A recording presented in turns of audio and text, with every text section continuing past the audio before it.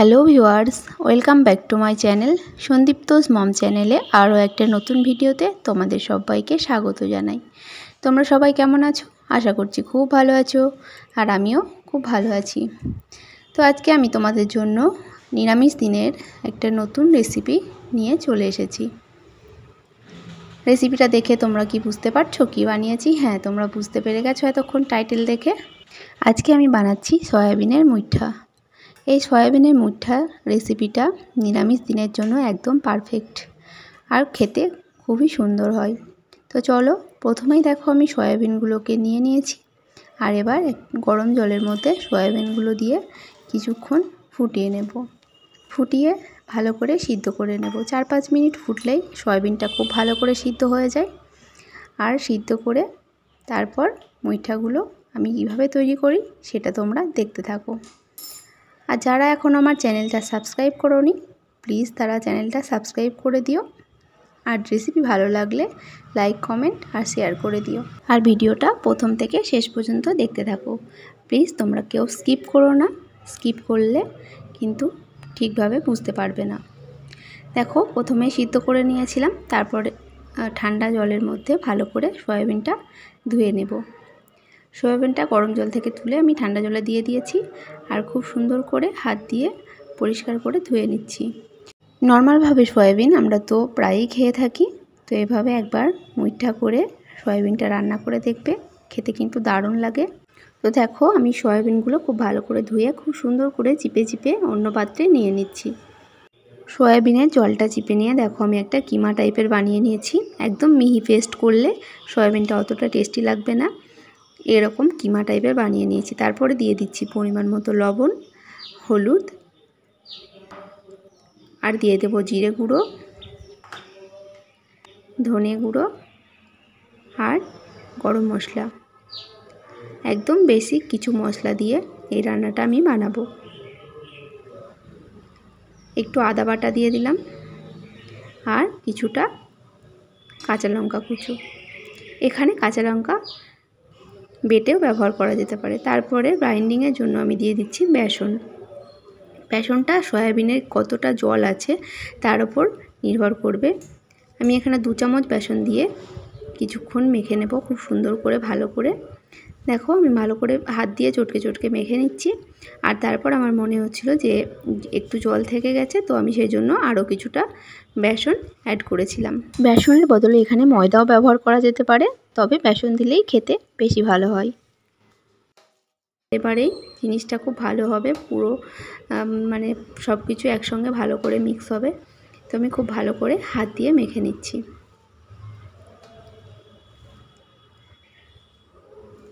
দেখো, খুব ভালো করে মাখা হয়ে গেছে। এবার আমি এক এক করে মুইঠাগুলো তৈরি করে নেব। তোমরা তোমাদের ইচ্ছে মতো সাইজ দিয়ে মুইঠাগুলো তৈরি করে নেবে। দেখো, আমার সব মুইঠাগুলো একদম রেডি, তৈরি হয়ে গেছে। এবার আমি কড়াই বসিয়ে দিয়েছি, আর কড়াইয়ে দিয়ে দিচ্ছি সর্ষের তেল। সর্ষের তেলটা গরম হয়ে গেছে, এবার আমি মুইঠাগুলো এক এক করে দিয়ে দেব। তেলটা গরম করে নিয়ে অবশ্যই সিম করে দেবে গ্যাসটা, তাহলে খুব ভালো করে ভাজা হবে। আর তেলে দেওয়ার পরে এটা ভেঙে যাওয়ারও সম্ভাবনা কম থাকবে। তো তোমাদের যদি ভেঙে যায় তো আরও কিছুটা পরিমাণে বেসন অ্যাড করতে হবে। আমার দেখো খুব সুন্দরভাবে হয়ে যাচ্ছে, একটুও ভেঙে যায়নি। তো গ্যাসের ওভেনটা একদম সিম করে দিয়ে আস্তে আস্তে উল্টে পাল্টে আমি সবগুলো মুইঠা ভেজে নিচ্ছি। দেখো কত সুন্দর কালার চলে এসেছে। আর আমি ওইগুলো উল্টে আবার বাকি মুইঠাগুলো ওর মধ্যে দিয়ে দিয়েছিলাম। তোমরা নিজেদের মতো করে এগুলো খুব সুন্দর করে ভেজে নেবে। দেখো কি সুন্দর কালার চলে এসেছে, আর ভাজা হয়ে গেছে। এগুলো সন্ধ্যের স্ন্যাক্স হিসাবেও ব্যবহার করা যেতে পারে, খেতে কিন্তু দারুণ লাগে। চলো সবগুলো তুলে নিই, তুলে নিয়ে আবার ফিরে আসছি। তো তোমরা কে কে আগে এই রেসিপিটা তৈরি করেছো অবশ্যই সেটা আমাকে কমেন্টের মাধ্যমে জানাবে। আর যদি কোনো দিন তৈরি না করে থাকো তো অবশ্যই নিরামিষ দিনে এইভাবে একবার তৈরি করে দেখবে। তেলের মধ্যে মুইঠাগুলো তুলে নিয়ে তেল থেকে তারপরে দিয়ে দিচ্ছি আলু। আলুগুলো একটু লবণ হলুদ দিয়ে খুব ভালো করে ভেজে নেব। তোমরা চাইলে আলুটা স্কিপ করতেও পারো। যারা আলু খেতে ভালোবাসো অবশ্যই আলুটা দিয়ে দেখো। আলু দিলে গ্রেভিটা আরেকটু ঘন হয় আর খেতে আলু যারা ভালোবাসো তো তাদেরকে অবশ্যই ভালো লাগবে। দেখো আলুগুলো আমার ভালো করে ভাজা হয়ে গেছে। এবার আমি আলুগুলো তুলে নেব। কত সুন্দর ভাজা হয়ে গেছে। আলুগুলো তুলে নিচ্ছি তেল থেকে। তো আমার ভিডিও তোমাদের কেমন লাগে অবশ্যই কমেন্টের মাধ্যমে জানিও, আর তোমরা কী ধরনের ভিডিও দেখতে চাও সেটাও জানিও। তো তোমরা দেখতেই পেলে আলুগুলো তুলে নিয়েছি। এবার এই তেলের মধ্যে আমি দিয়ে দিচ্ছি একটা তেজপাতা, একটা দিয়ে দেব ছোট এলাচ, আর দিয়ে দেব কিছুটা পরিমাণে 1 চামচ মতো গোটা জিরে, একটা দারচিনি,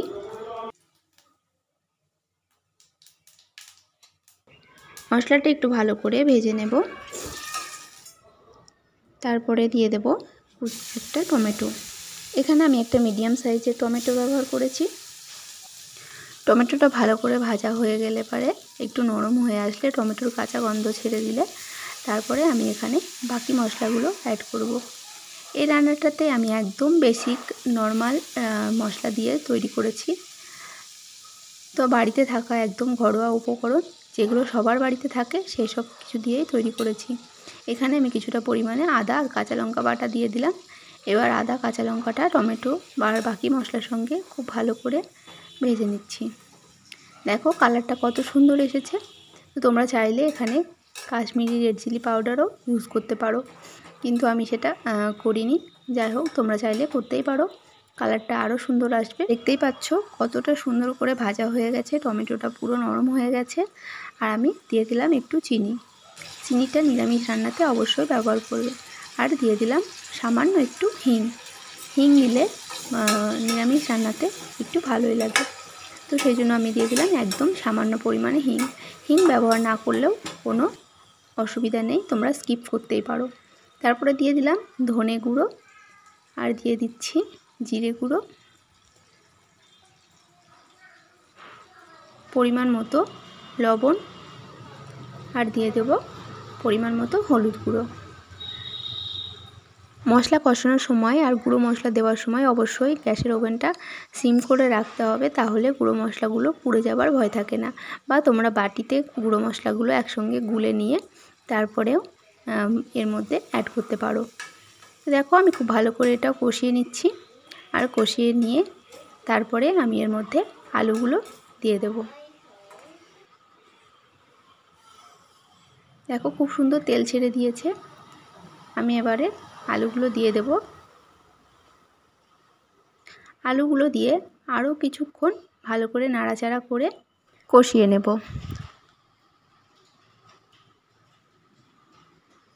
আলুটা ভাজা হওয়ার সময় অনেকটা পরিমাণে প্রায় সিদ্ধ হয়ে গেছিলো। আরও কিছুক্ষণ মশলার সঙ্গে নাড়াচাড়া করতে থাকলে আরও কিছুটা সিদ্ধ হয়ে যাবে। দেখো খুব ভালো করে হয়ে গেছে মশলাটা কষানো। এবার আমি দিয়ে দিচ্ছি দুটো কাঁচা লঙ্কা। কাঁচা লঙ্কাটা দিয়ে আরও কিছুক্ষণ নাড়ব। মশলাটা খুব সুন্দর করে কষিয়ে নেব। এবার আমি দিয়ে দিচ্ছি এখানে উষ্ণ গরম জল।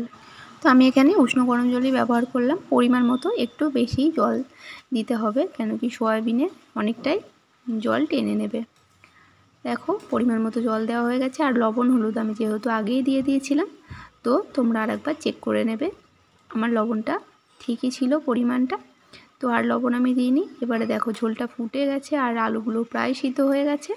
তো আমি এই অবস্থাতে এক এক করে মুইঠাগুলো দিয়ে দিচ্ছি।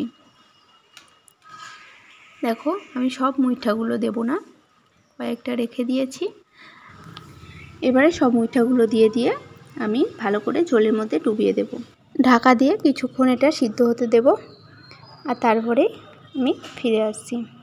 দেখো খুব ভালো করে নেড়ে চেড়ে ওটা আমি ডুবিয়ে দিচ্ছি,